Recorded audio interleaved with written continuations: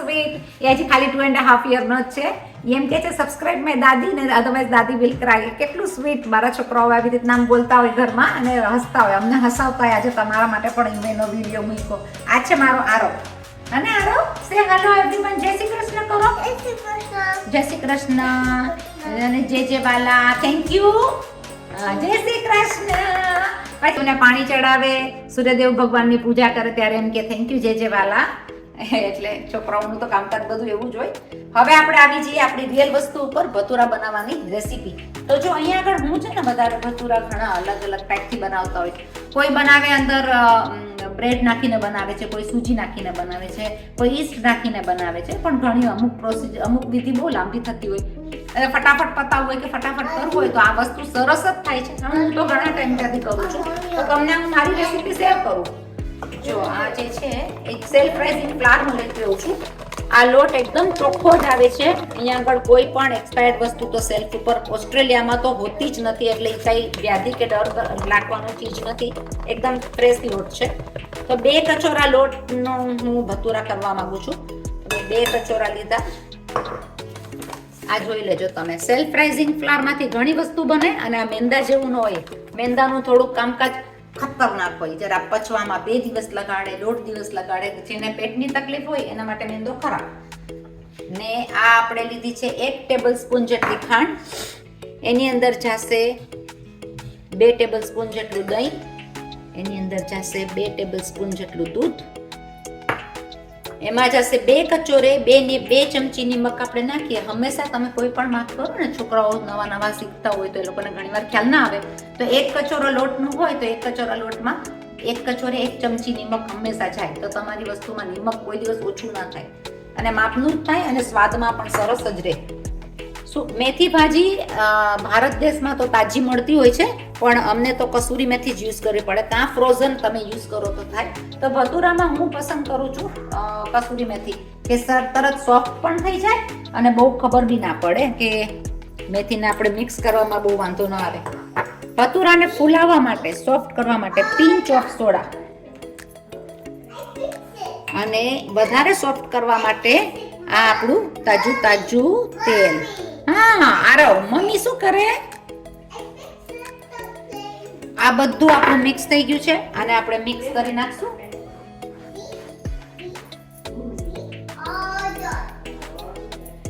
આ લોટને આપણે ખૂંદીને બનાવશું આના ભટુરા. પછી તમે જોજો સ્વાદ કેવો ફાઇન આવે. પાક્કા મારા સાસુ મને કહેશે કે વિના આજે ભટુરા ફાઇન રૂ જેવા બન્યા છે. અને ઈ જ્યારે એપ્રિશિએટ કરે ને ત્યારે સમજવાનું કે મમ્મીએ બરાબર કીધું. હા ને મમ્મી? જવાબ આપો તો મમ્મી. ભટુરા બરાબર ખાય તો તમે શું કહો? તો એમ કહો ને કે બહુ ફાઇન થયા છે. અચ્છા. ચાલો આપણે હવે આની અંદર પાણી આપણે ધીમે ધીમે લોટ બાંધશું. અને થોડોક રોટલીનો બહુ સોફ્ટ ના કરીએ. એ પ્રમાણે રોટલી જેવો જ લોટ આમ તો હોય, પણ થોડો રોટલીથી ને કઠણ, કારણ કે એ પછી મોઇશ્ચર એનું છોડશે. આને રાખવાનો છે 6 થી 7 કલાક કપડામાં વીંટીને.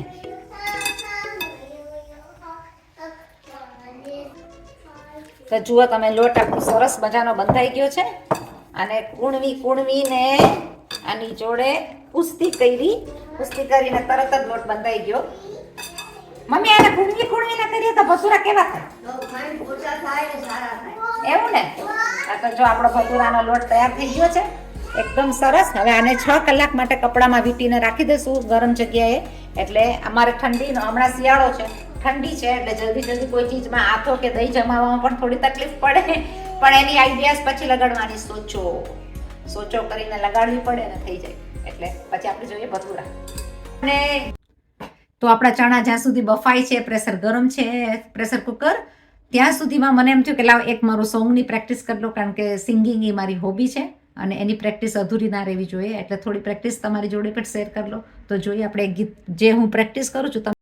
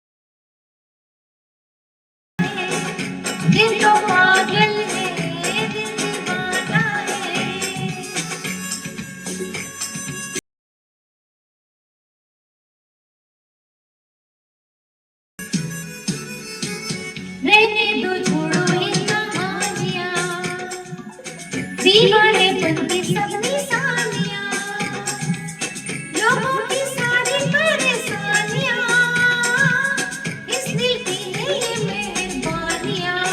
वो दिल तो पागल है, दिल दीवाना है, दिल तो पागल है, दिल दीवाना है। આપણે જે ભતુરાનું રેડી કર્યું હતું ને, તો આપણા ભતુરા ઉતરવા માંડ્યા છે. એક તેલ જોવા માટે થઈને ઉતારી લીધો હતો, પણ તેલ સરખું થઈ ગયું છે. આની અંદર તેલ ગરમ હોવું જોઈએ, તો જ તમારા ભતુરા ફૂલશે. અને જો સાવ કોરા થાય છે, તેલ પીધેલા કે નહીં થાય. વણવામાં જરાક તેલ લેવાનું.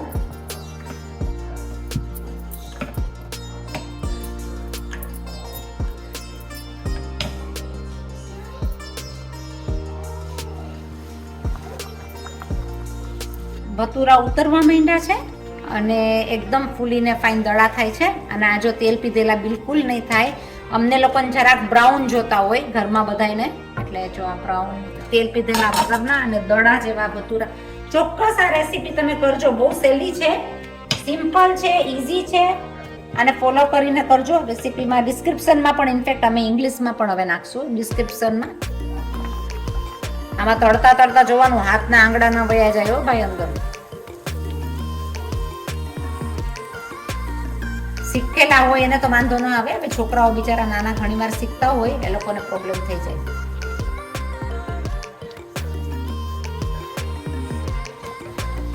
આ બધા ખાવામાં એકદમ રૂ જેવા હશે.